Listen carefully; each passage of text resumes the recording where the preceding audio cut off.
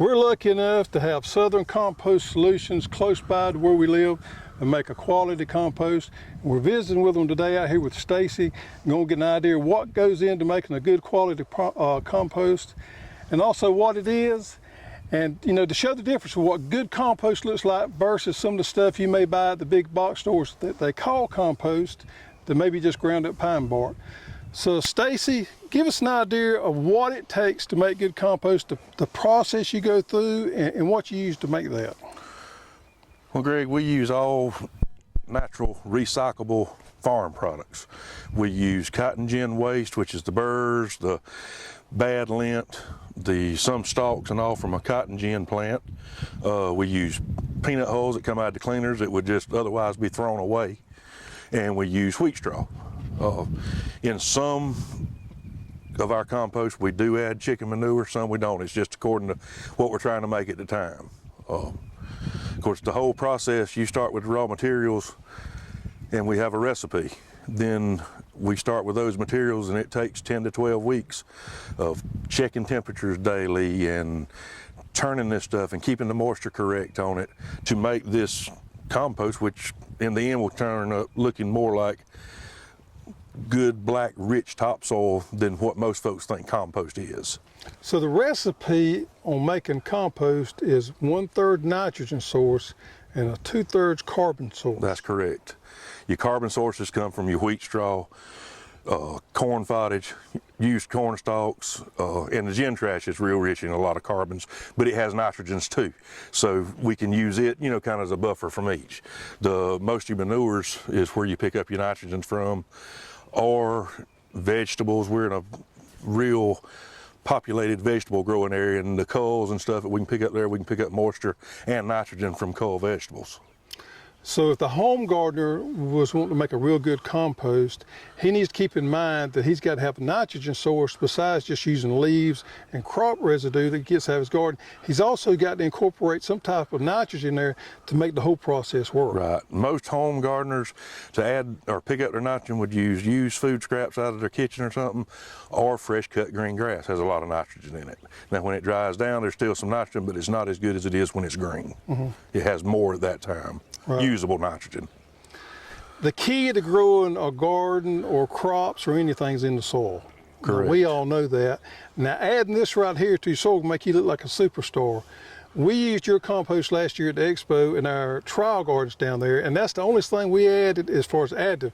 And this thing had laid out for years, so it didn't have much value in the soil, but we added this compost in and we were blown away with the results we got. And we'll take a look at what the finished product looks like, and we'll explain what it should look like when they buy good compost. That's correct. Of course, we have a test garden ourselves, mostly raised bed. It's what we do with plants and things. And we planted 16 squash plants or seed last year, put them on drip, straightly on that compost, and we would pick when had blooms in 21 days, picking in 26, and at 36 days we were picking a 5-gallon bucket of yellow crookneck squash every day off of 16 plants. Wow. Yeah, it can really make a difference. It does, all the difference in the world. Let's take a look around.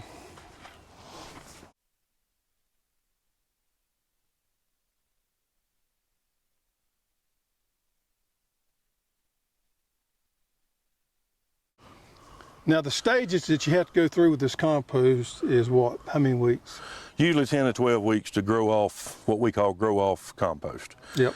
This stack here is getting in its final weeks. We have 3 rows right here close that we're fixing to combine each of these side rows with this row to make one row back larger to where it can be worked simpler. Instead of having to run 3 rows, you're back to 1 row running. We check the temperatures, like I say, daily. We'll get 150 to 160 degrees for 2 days, then it's time to turn it, because it'll keep getting hotter and it'll kill all the good pathogens and microbes that we have growing in it.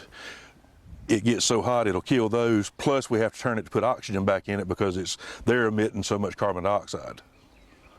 So this process right here, what'd you say, 3 weeks this will be ready? Yeah, probably 3 weeks. This is we're in the fixing to be the 7th week of this. And at this point here, it really doesn't even have no smell anymore. And it's, it's pretty good shape as far as consistency goes. But you will take this when it gets finished and screen it before you sell that product. Correct. We'll take it, we'll carry it to the barn. unload it there, run it through a screener where everything will pass. Nothing to be sold will pass. It'll run through a 3/8 screen.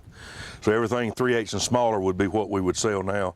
Anything larger than that comes out the backside of the screen, and we either put it on some of our own farms in washes and stuff, or we'll bring it back actually and keep composting it in other piles. Now, this product here, when it gets to that 150 degrees, that's what kills those unwanted weed seed in there. Right, and the bad pathogens. It's just part of Mother Nature doing her thing to break it down. All we're doing is what happens naturally, but we're speeding up the process. All right.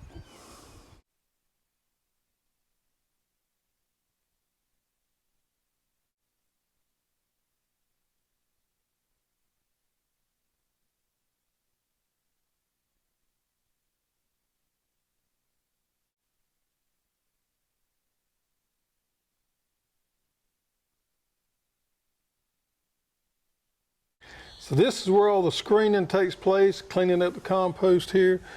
Got a big machine, and the trash and the bigger stuff comes out here, but this is where the good stuff comes out this chute right here. Give us an idea of what goes on in there. Well, when we get through with the rows up at the compost site, we'll bring it, stick it under the barn, dump it, and then we'll run it through this screener. Our screener has a conveyor that comes and brings it to the trommel up here screen. It has a beater bar partially up in there to help make sure there's not any big clods and stuff. The screens here, like I say, 3/8. Anything 3/8 or smaller pass through. It's what's called the fines and goes in here for the finished product of compost. Anything bigger than the 3/8 comes out the back to either be put back in the piles or composted further out. All your trash and all rides out the screens to the back here to where you don't buy trash to put in your garden. So this right here is the black gold. This is what ends up being the finished product. Now this doesn't have a smell. No. And that's what good compost is supposed to look like. Now if you go to the big box store and you buy a bag, you could very well be buying a bag of ground up pine bark. Exactly. But this right here has a lot of nutrient value to it, and it works great for gardens or even lawns, for thin areas in lawns or anything like that.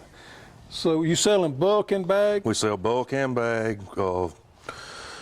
By the yard, and we have bag product that we have 25 pounds to a bag to where they're easier to handle. And bulk product, like I say, that we can ship semi-loads, dump truck loads, whatever we can help you with is what we'll send. All right, check them out on Facebook, Southern Compost Solutions.